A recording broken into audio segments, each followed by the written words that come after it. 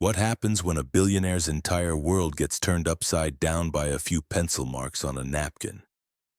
When Amanda Chen clocked in for her evening shift at Murphy's Diner, she had no idea that her late-night sketching habit was about to change everything. She wasn't trying to impress anyone. She wasn't looking for a handout. She was just a 26-year-old architecture student working double shifts to pay for her tuition, dreaming of designing buildings that could change lives. But Marcus Whitfield wasn't your typical diner customer.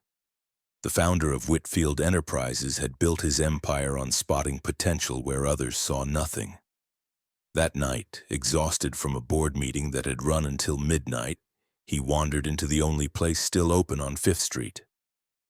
What he witnessed there would challenge everything he thought he knew about talent, opportunity, and the stories we tell ourselves about success.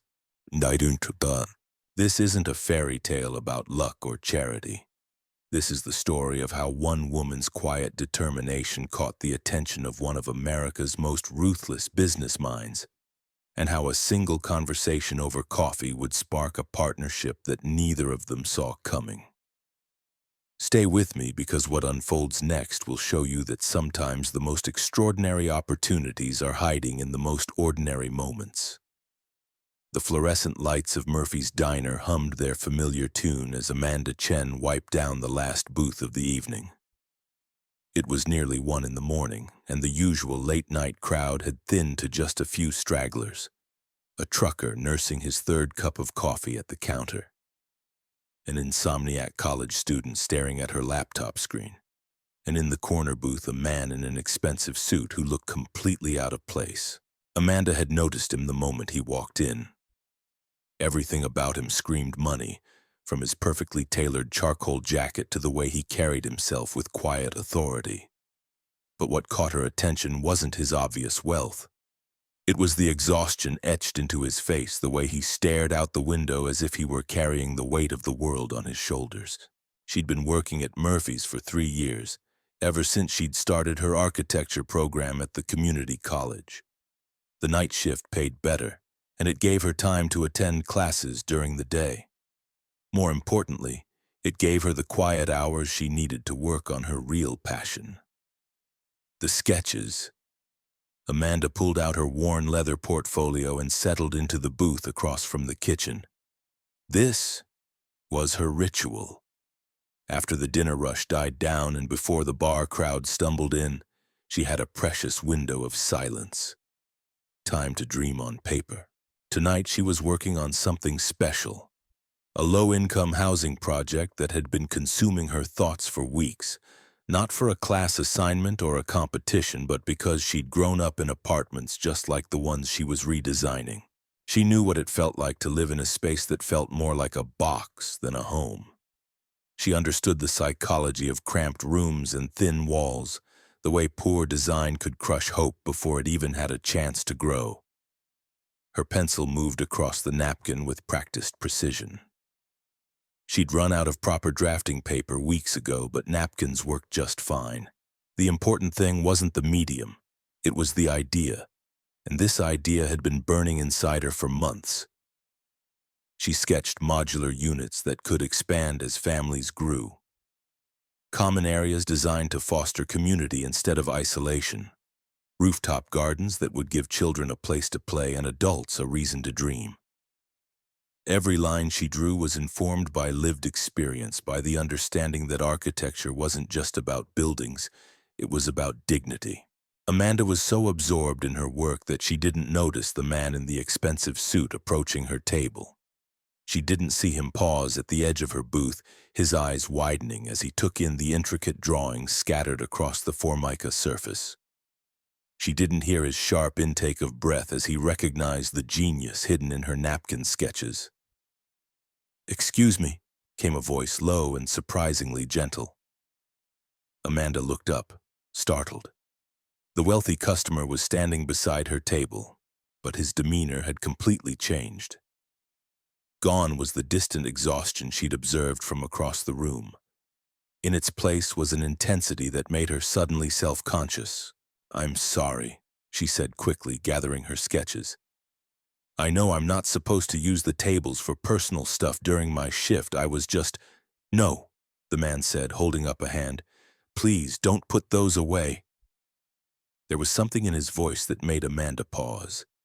Not the entitled demand she might have expected from someone who looked like he owned half the city, but genuine curiosity. Almost reverence. You drew these? He asked, gesturing to the napkins.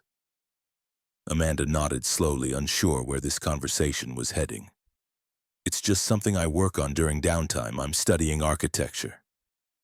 The man extended his hand. Marcus Whitfield.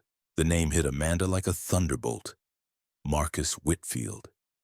She'd read about him in business magazines, seen his face on the covers of Forbes and Fortune. He was the real estate mogul who'd transformed entire neighborhoods, the developer whose projects had reshaped the city's skyline. And he was standing in Murphy's diner at 1 a.m. asking about her sketches. Amanda Chen, she managed, shaking his hand. Ms. Chen, Marcus said, sliding into the booth across from her.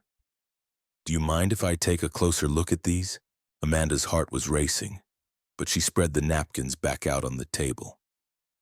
She watched as Marcus studied each drawing with the focus of a scholar examining ancient texts. His fingers traced the lines she'd drawn, and she could see his mind working, processing the innovations hidden in her amateur sketches.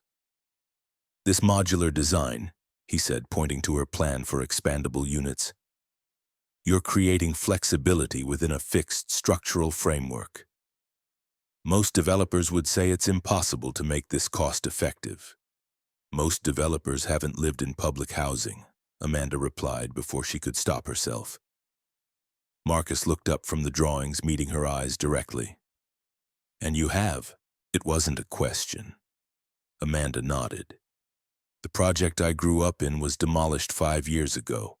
They replaced it with luxury condos. Same location, same city funding, but suddenly the people who needed homes the most couldn't afford to live there anymore. So you're designing a better way, Marcus said. I'm trying to. Amanda felt a flush of embarrassment. I know they're just sketches on napkins. I know I don't have the experience or the credentials to... Stop, Marcus interrupted. Don't apologize for vision. Don't diminish what you've created here because of the medium you created it on. He picked up one of the napkins, holding it up to the light. Some of the most revolutionary ideas in history started on napkins. The Southwest Airlines business model, the plan for the Golden Gate Bridge, even Google's original algorithm. Amanda stared at him. You really think these are worth something? Marcus was quiet for a long moment, his gaze moving from the sketches to Amanda's face.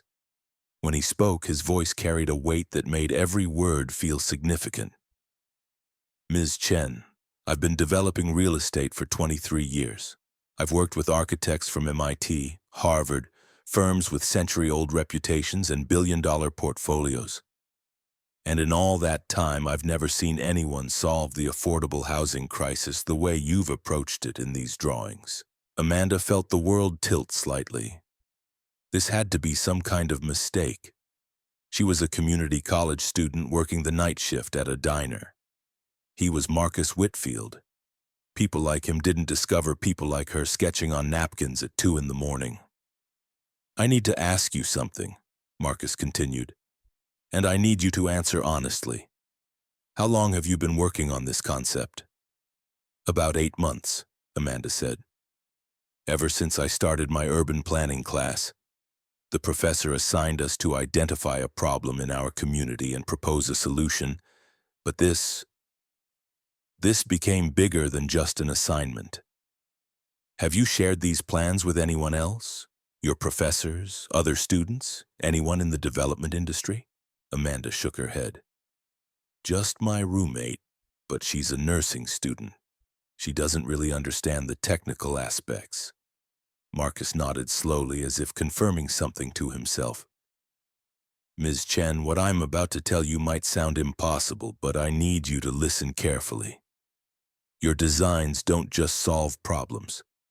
They solve problems that my company has been struggling with for years. Problems that entire teams of experts haven't been able to crack. He leaned forward, his voice dropping to barely above a whisper. I want to buy these plans from you. Not just buy them. I want to fund their development. Full architectural development, engineering studies, prototype construction, everything. Amanda's coffee cup slipped from her suddenly numb fingers, clattering against the saucer. You want to what? I want to turn your napkin sketches into reality, Marcus said. And I want you to be part of the process, not as some silent contributor who gets a one-time payout and disappears. As a partner. The diner seemed to fade around them. The humming fluorescent lights, the distant clatter of dishes, the murmur of late-night conversations. It all became background noise to the thundering of Amanda's heartbeat. I don't understand, she said. You don't even know me. You don't know if I can actually execute these ideas, if I have the skills to see them through. This could all be beginner's luck. Marcus smiled for the first time since he'd sat down.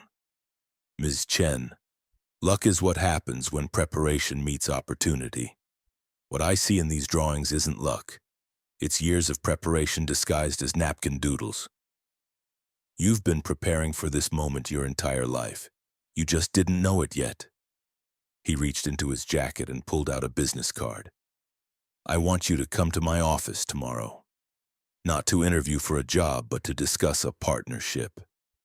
I want to hear everything you've been thinking about affordable housing, sustainable development, community-centered design. I want to understand the vision behind these sketches.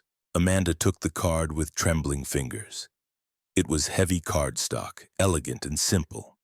Marcus Whitfield, founder and CEO, Whitfield Enterprises. Below that, a phone number and an address she recognized as one of the most expensive buildings in the financial district. Mr. Whitfield, she began, I appreciate the interest, but I think you might be overestimating. Tomorrow, 10 a.m., Marcus said, standing up. He placed a $50 bill on the table, far more than his single cup of coffee warranted. And Ms. Chen, bring more napkins. Bring everything you've been sketching. Because what we're going to discuss tomorrow isn't just about these particular plans. It's about changing how this entire industry thinks about affordable housing. He paused at the edge of the booth, looking back at her one more time. You asked if I think these are worth something. Let me be clear, I think these sketches could be worth millions. But more importantly, I think they could change thousands of lives. The question is, are you ready to find out if I'm right? With that, Marcus Whitfield walked out of Murphy's Diner, leaving Amanda sitting alone with her napkin sketches and the growing realization that her life had just taken a turn she never could have imagined. The card in her hand felt like it weighed 1,000 pounds. Tomorrow she would discover just how far a few pencil marks on a napkin could take her. The next 18 hours passed in a blur of sleepless anticipation and frantic preparation. Amanda had called in sick to her morning classes, something she'd never done in 3 years of juggling school and work. Instead, she spent the dawn hours in her tiny studio apartment, surrounded by every sketch she'd ever made. Napkins, receipt backs, torn notebook pages, all covered with her architectural dreams. Her roommate, Jessica, found her at 7 a.m. sitting cross-legged on the floor, sorting through years of accumulated drawings like an archaeologist cataloging artifacts. You look like you haven't slept, Jessica said, stepping carefully around the paper landscape that had consumed their living room. I haven't, Amanda admitted, holding up a napkin sketch of a community center she'd designed during a particularly slow Tuesday night shift. Jess, what if this is real? What if he actually means it? Jessica knelt down beside her, picking up one of the more detailed drawings. She'd seen Amanda work on these for months, had watched her roommate pour her heart into designs that seemed destined to remain forever theoretical. Amanda, you've been designing solutions to problems you lived through. That's not something you can fake or stumble into by accident. Maybe it's time you started believing in what you've created.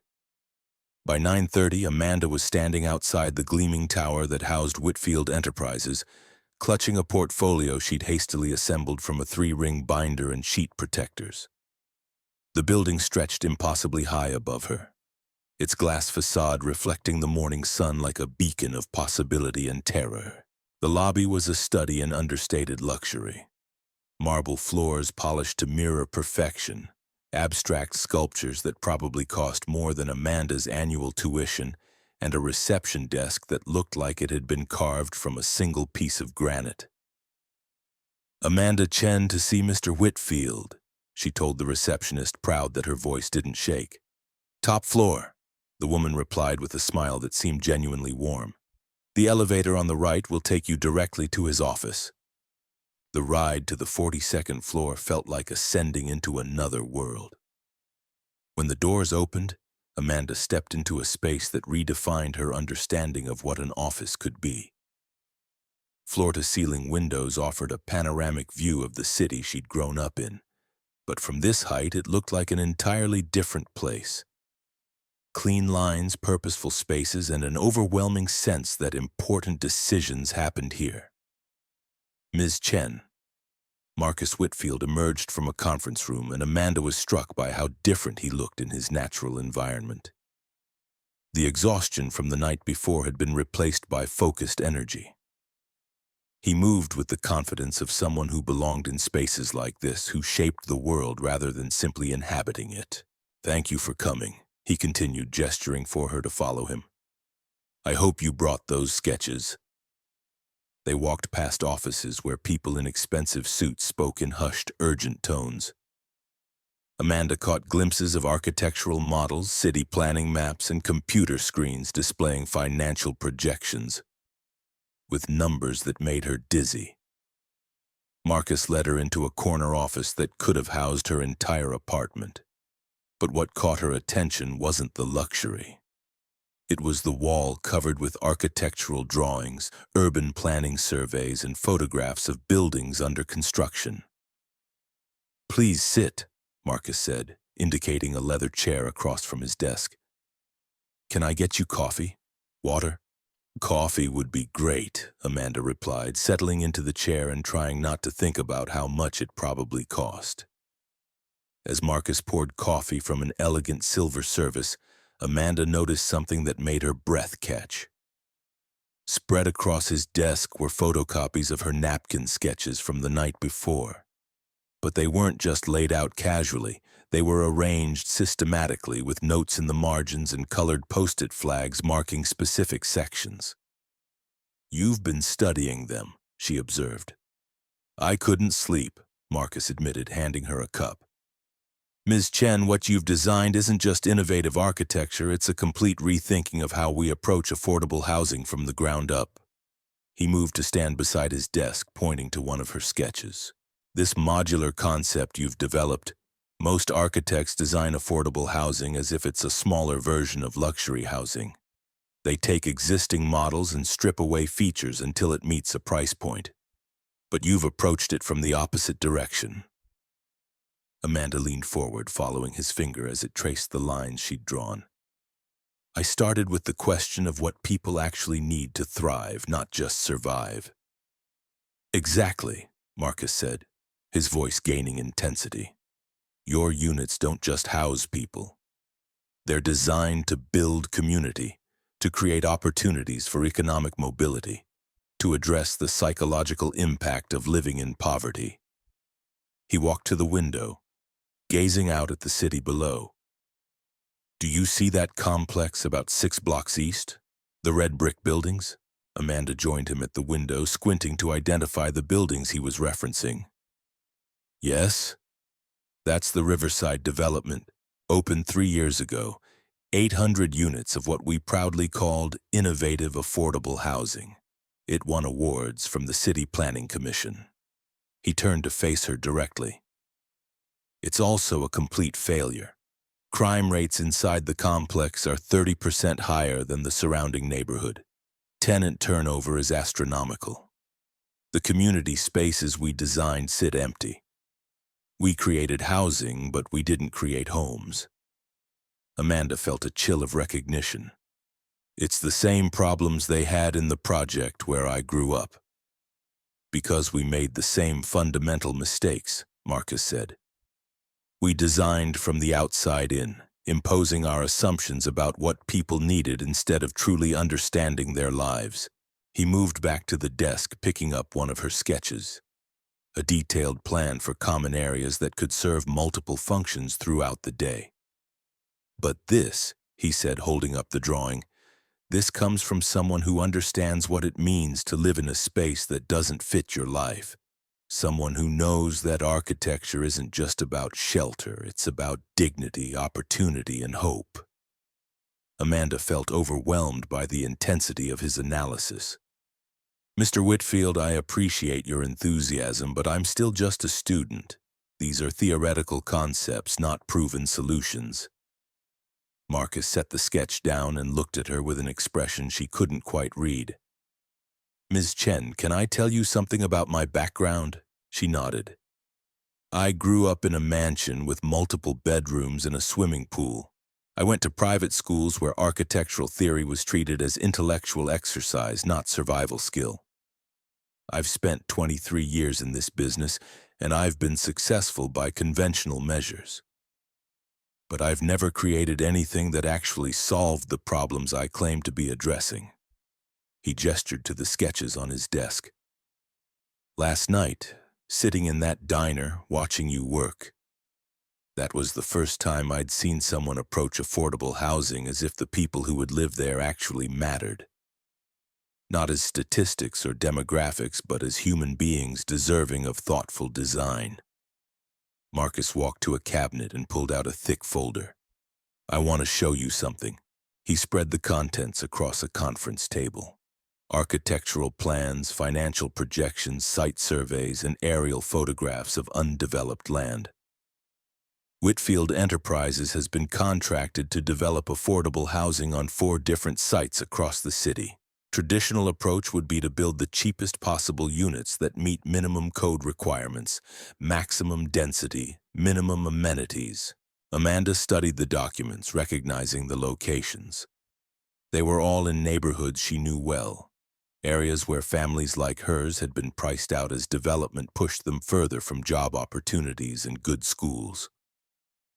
Instead, Marcus continued, I want to propose something unprecedented. I want to develop these sites using your modular community-centered approach, not as a pilot program or experimental project, but as the primary development strategy. Amanda's hands went still on the papers. You're talking about hundreds of units. 487 units across 4 sites, Marcus confirmed, representing approximately $15 million in construction costs and 30-year community impact. The numbers were staggering. Amanda tried to process what he was suggesting, that her napkin sketches could become real buildings where real families would live real lives. But I don't have the experience to manage something like this, she said. I don't have the credentials, the training, You have the vision, Marcus interrupted. Everything else can be learned, hired, or developed. But vision, genuine understanding of what these communities need, that can't be taught. He pulled out a chair for her at the conference table. Ms. Chen, what I'm proposing isn't charity or mentorship. It's a genuine business partnership. You would oversee the architectural development of these projects, working with our engineering and construction teams to turn your concepts into reality. Amanda sank into the chair, staring at the architectural plans that represented more housing than she'd ever imagined being responsible for. What would that mean exactly? Oversight? It means your name goes on the buildings. It means you have final approval on design decisions. It means you get equity in the development partnership, not just a consulting fee. Marcus sat across from her, his expression serious. But it also means 18-hour days, constant pressure from city planners who think your ideas are too innovative, and the responsibility of knowing that your decisions will affect how thousands of people live their lives. Amanda looked up from the plans. And if I fail? If these designs don't work in practice the way they do on paper, then we fail together, Marcus said. But Ms. Chen, I've been in this business long enough to recognize the difference between untested ideas and revolutionary thinking. What you've created isn't experimental, it's evolutionary. The weight of the opportunity was almost paralyzing. 6 months ago, Amanda had been sketching on napkins during her break at a diner, dreaming of maybe someday getting an entry-level position with an architecture firm. Now she was being offered the chance to reshape how an entire city approached affordable housing. "I need to ask you something," she said finally. "Why are you willing to take this risk? You could hire established architects, proven firms.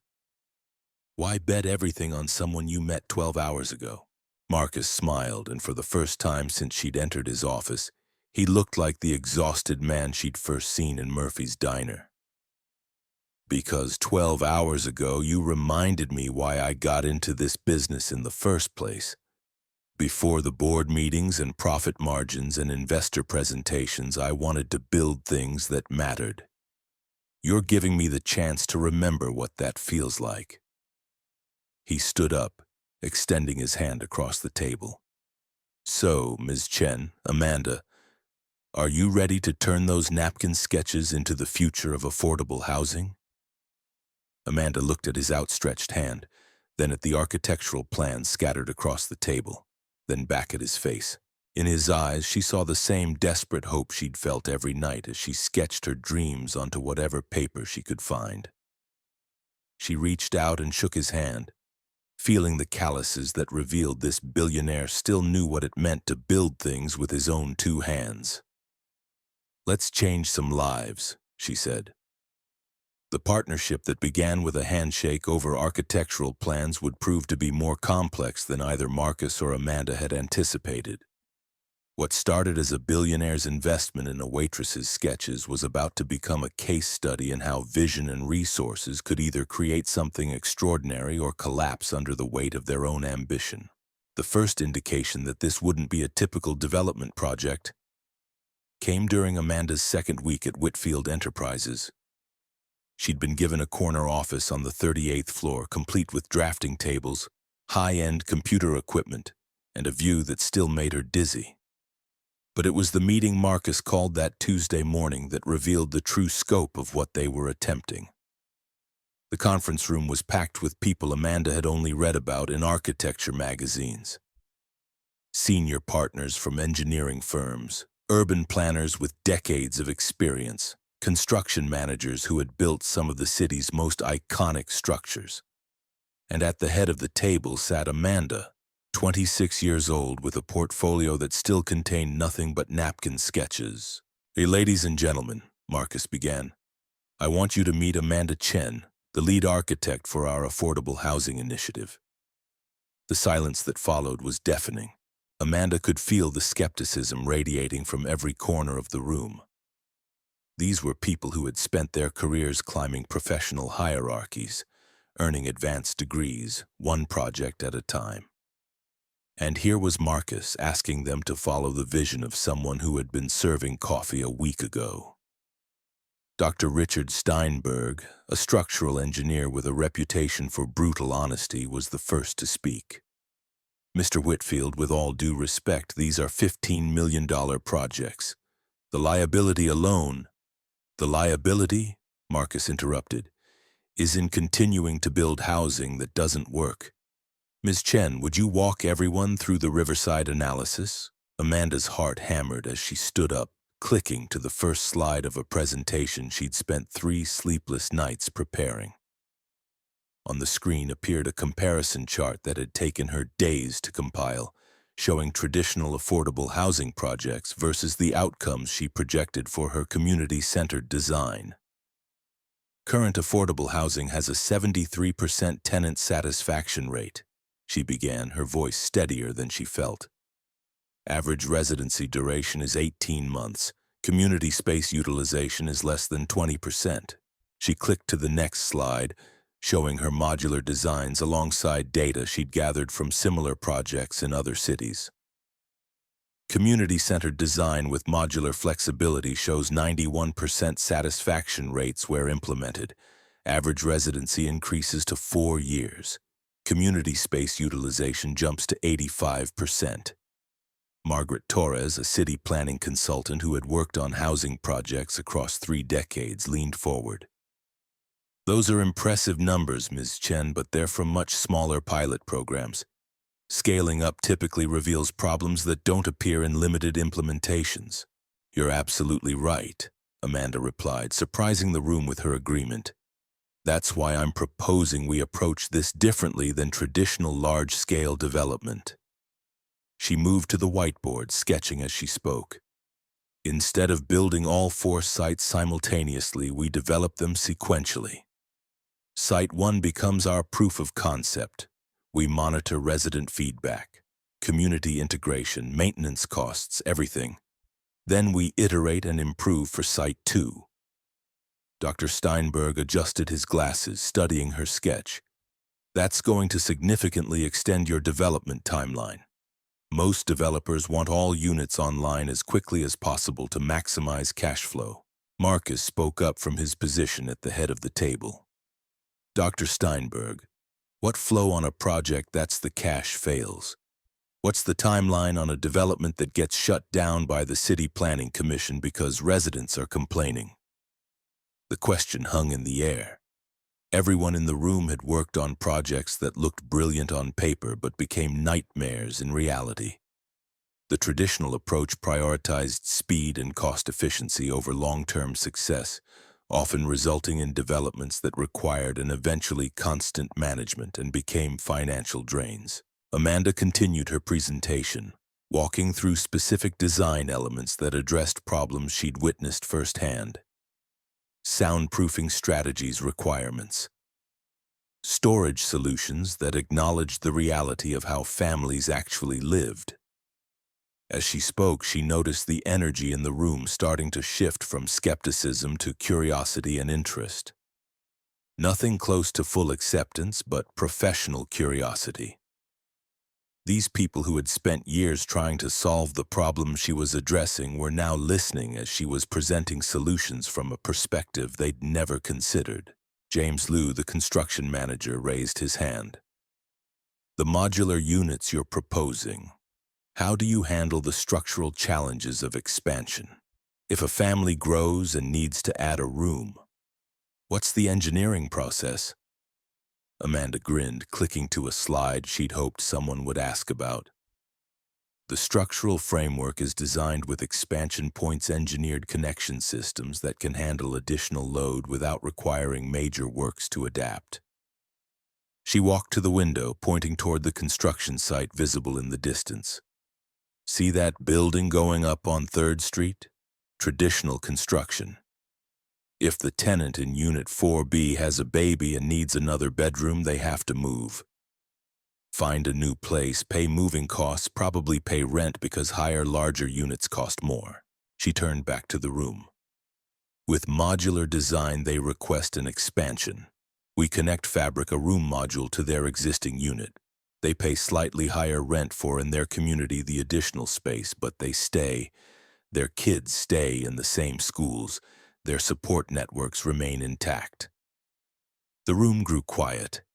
This wasn't just about building affordable housing. It was about creating stable communities where families could grow without being displaced. Margaret Torres was taking notes now, her earlier skepticism replaced by professional interest. "What about zoning restrictions? Most affordable housing is regulated by square footage maximums. We're working with the City Planning Office to pilot a new zoning classification," Marcus said. "Adaptive housing zones that regulate by family size rather than square footage. It's unprecedented, but so is what we aim to accomplish." Dr. Steinberg looked up from his first calculations. "The engineering challenges are significant, but they're not insurmountable. The real question is cost. These modular systems are going to be more expensive up front than traditional construction." Amanda nodded. "The initial construction cost is a little bit higher, but maintenance costs drop by 32% over years because the modular design makes repairs and updates easier. And tenant retention reduces turnover costs." She clicked to the final slide, showing a 10-year financial projection. Traditional affordable housing breaks even around within approximately 7 years. Our model breaks even at year 5 and generates positive cash flow that can fund additional community programs. The presentation ended and the room fell silent. Amanda could feel her heart pounding as she waited for the verdict from people whose approval could make or break everything she dreamed about. James Liu was the first to speak. "I have been building affordable housing for 15 years, and I've never seen anyone approach the problem from this angle. It's ambitious and challenging, but I think it is possible." He paused, looking around the table. "I'm tired of building places where I wouldn't want my own family to live." Dr. Steinberg closed his laptop and looked directly at Amanda. "Ms. Chen, I'll be honest. When I walked into this room, I thought Marcus had lost his mind. But what you've presented isn't just theoretical idealism. It's practical innovation based on genuine understanding of the problems we're trying to solve." Margaret Torres gathered her papers, but her expression was thoughtful. "The city planning office regulatory challenges are going to be enormous. They aren't exactly known for embracing radical departures from established practices. But if we can navigate the bureaucracy, this could change everything." One by one, the team members committed to the project, not because they were convinced it would work, but because they recognized that what they'd been doing wasn't working. Amanda's approach offered something they'd all been searching for without knowing it, a way to feel proud of what they built. After the room cleared, Amanda found herself alone with Marcus, both of them staring out the window at the city they were planning to change. "That went better than I expected," she said, still processing the fact that some of the most respected professionals in the industry had just agreed to follow her lead. "They see what I saw that night at the diner," Marcus replied. "You're not just proposing new construction techniques. You're offering a way to restore purpose to work that's become mechanical." He turned to face her, his expression serious. "But Amanda, what we just committed to is going to test everything you think you know about yourself. The city planning meetings alone are going to be brutal. There are going to be days when you question whether any of this is worth the fight." Amanda looked down at the street below, where people moved through their daily routines in neighborhoods that had been shaped by decades of development decisions made by people who never had to live with the consequences. "Marcus, can I tell you something about growing up in public housing?" He nodded. "Every morning I walked to school past buildings that looked like they were designed to warehouse people, not house them. Every day I came home to spaces that made it clear society saw us as problems to be managed, not families deserving of beauty and dignity." She pressed her palm against the cool glass of the window. "When I started sketching those designs, I wasn't trying to revolutionize affordable housing. I was trying to imagine what it would have felt like to grow up somewhere that made me believe I deserved better." Marcus was quiet for a long moment, watching her reflection in the window. "And now you have the chance to build that place for other families." "We have the chance," Amanda corrected. "But only if we can survive what's coming next." Neither of them knew it yet, but the real challenges were just beginning. The City Planning Commission had received word about their unprecedented zoning request. Established architectural firms were questioning how an unknown student had secured such a massive project. And deep within the bureaucracy that governed affordable housing development, powerful interests were mobilizing to stop what they saw as a dangerous precedent. The partnership between a billionaire and a waitress was about to face its first real test, and the outcome would determine whether revolutionary ideas could survive contact with institutional resistance. The sketches on napkins had become architectural plans, but turning those plans into actual buildings would require navigating a maze of politics, prejudice, and entrenched interests that neither Marcus nor Amanda had fully anticipated. As they stood in that corner office, looking out at the city they hoped to change, both of them sensed they were standing at the edge of something that would either transform affordable housing forever or become a cautionary tale about the dangers of dreaming too big. The real work was just beginning. The first sign of trouble came on a Tuesday morning, 3 weeks into the planning phase. Amanda was at her drafting table refining the structural details for the modular connection systems when her assistant knocked on her office door with an expression that immediately put her on edge. "Ms. Chen, there's a woman here to see you. She doesn't have an appointment, but she says it's urgent. Something about the Riverside project." Amanda looked up from her drawings, pencil still in hand. "Did she give you a name?" "Victoria Blackstone. She said you'd want to hear what she has to say." The name meant nothing to Amanda, but something about her assistant's tone suggested this wasn't a routine visit. "Send her in." The woman who entered Amanda's office was everything Amanda was not. Tall, impeccably dressed in a suit that probably cost more than Amanda's monthly rent, with silver hair pulled back in a severe bun and eyes that missed nothing. She moved with the confidence of someone accustomed to being the most important person in any room. "Ms. Chen," Victoria said, extending a manicured hand. "Victoria Blackstone, senior partner at Blackstone Development Group. I believe we need to talk." Amanda shook her hand, noting the firm grip and the way Victoria's gaze immediately swept across the architectural drawings covering every surface of the office.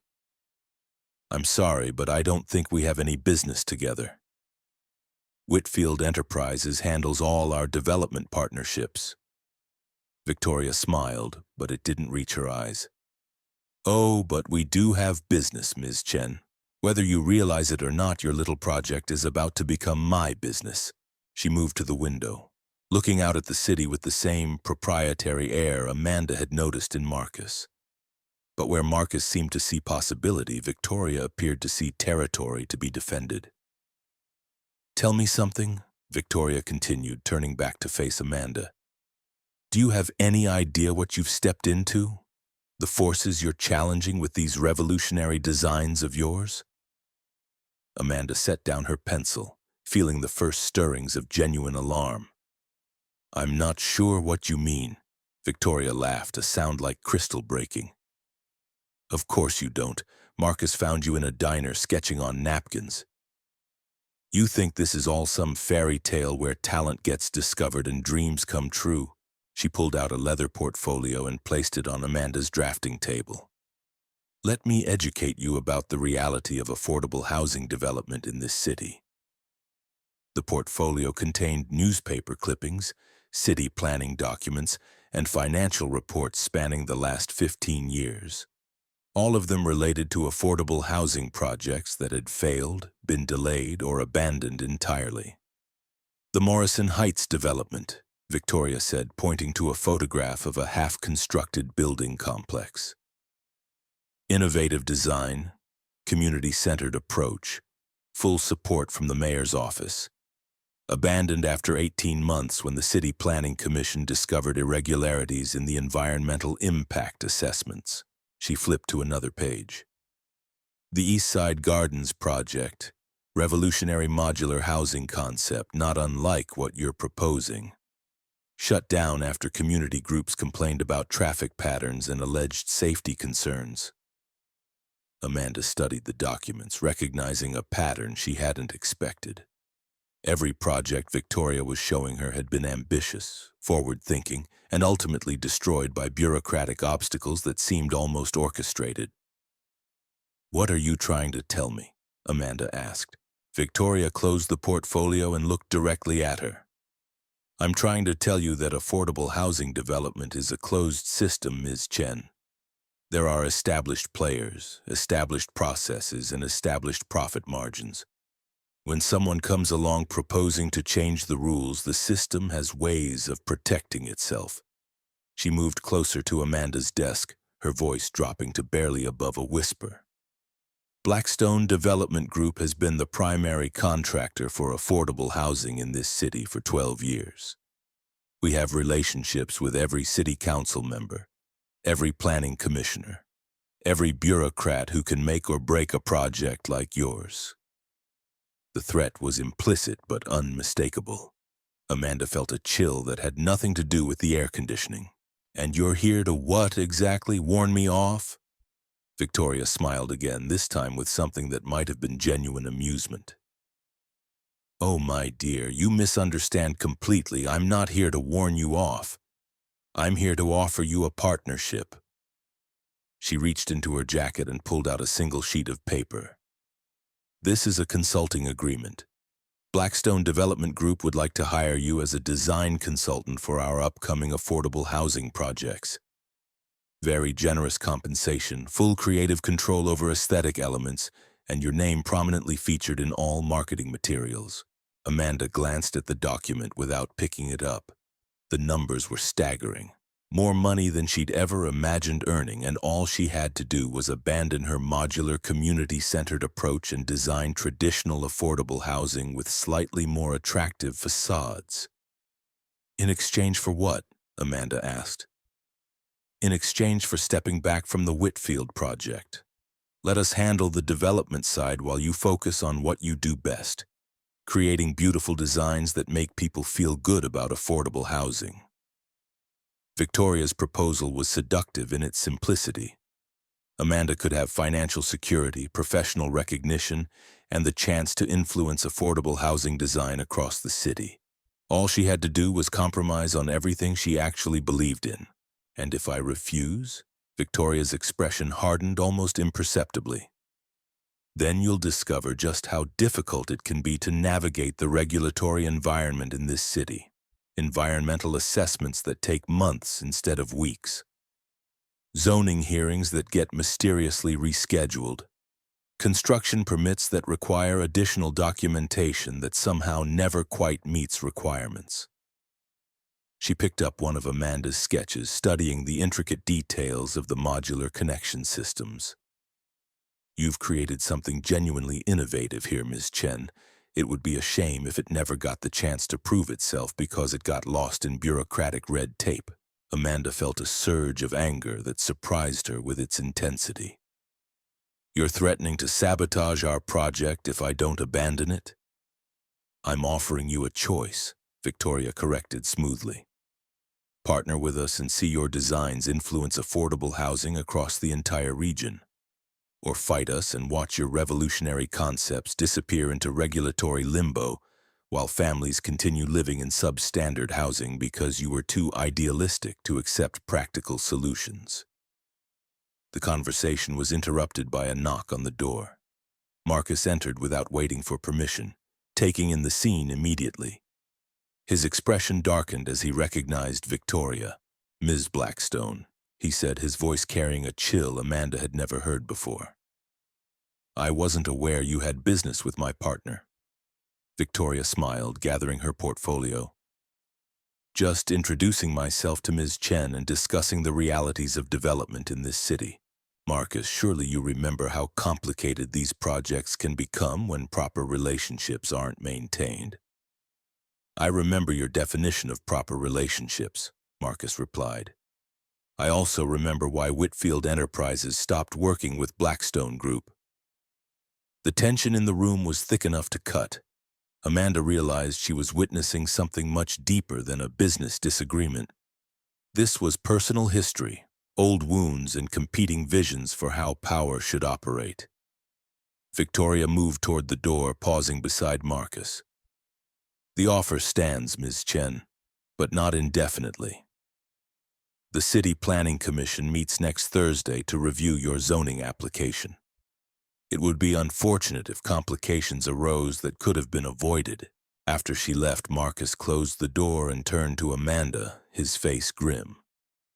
What did she want? Amanda told him about the consulting offer, the implied threats, and the portfolio of failed projects. As she spoke, she watched Marcus's expression grow darker. Victoria Blackstone represents everything wrong with affordable housing development in this city, he said finally. She's built her empire on maintaining the status quo, keeping costs low by keeping expectations lower. He moved to Amanda's drafting table, looking down at her sketches with new eyes. What she showed you, those failed projects, Half of them failed because Blackstone Group made sure they failed. When innovation threatens established profit margins, the system finds ways to protect itself. Amanda felt overwhelmed by the implications. Marcus, what if she's right?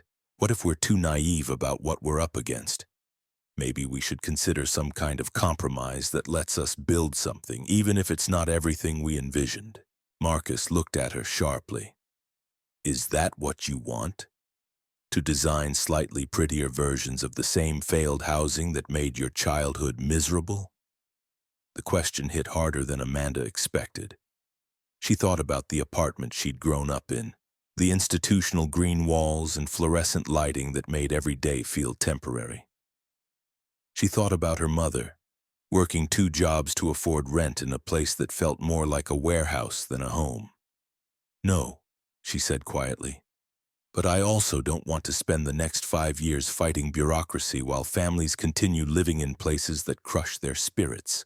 Marcus sat down across from her, his expression serious. Amanda, can I tell you something about Victoria Blackstone that might help you understand what we're really facing? She nodded. 12 years ago, when I first started Whitfield Enterprises, I partnered with Blackstone Group on a mixed-use development project. Low-income housing on the ground level, market-rate condos above. Victoria convinced me it was the perfect way to create economic integration while maintaining profitability. He paused, looking out the window at a building visible in the distance. That building there, the one with the red brick facade. That was our project. Amanda followed his gaze to a structure that looked familiar. Clean lines, attractive landscaping, the kind of development that won urban planning awards. It looks successful, she said. It is successful if you define success as profit margins and occupancy rates, Marcus replied. But if you define success as creating homes where people can thrive, it's a disaster. The low-income families live in basement and first-floor units with minimal natural light. They use a separate entrance from the market-rate residents. The community spaces are designed so the two populations never interact. His voice carried a weight of regret that made Amanda understand this wasn't just about business. We didn't create integration. We created segregation with a prettier facade. The families living there might as well be invisible to the residents above them. That's why we need to move on with this project. We both know it. Amanda nodded again, and they both went back to work with a renewed energy. It took 3 years and 7 months of focused work and countless meetings with the city officials to push the project forward, but it worked as a proof of concept. They had dealt with Victoria's low blows one by one, aided by the enthusiasm of a new manager at the city council who had been inspired by Amanda's innovative and humane vision. Amanda had been approached by many firms but decided to stay loyal to Marcus. She was looking more mature, stronger. Her hesitating enthusiasm had morphed into a well-calibrated confidence, built trough-solving technical problems one by one and navigating development politics with a mentor she could not even have dreamt to meet before he entered the dinner she used to work in. Looking at their first success trough, the office's window, Marcus told her, "You can be proud of you, Amanda."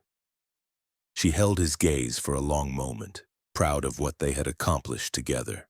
Then she replied, "Let's not rest on our laurels, Marcus. There are several other projects waiting for us and thousands of lives that can't wait to be positively impacted." He smiled and they went back to work with a satisfied look on their face. Amanda's story reminds us that extraordinary opportunities don't always knock on corner office doors. Sometimes they're sketched on napkins in late-night diners by people the world has overlooked. Marcus didn't just invest in architectural plans that night. He invested in the radical idea that lived experience matters more than credentials, that vision can emerge from the most unexpected places.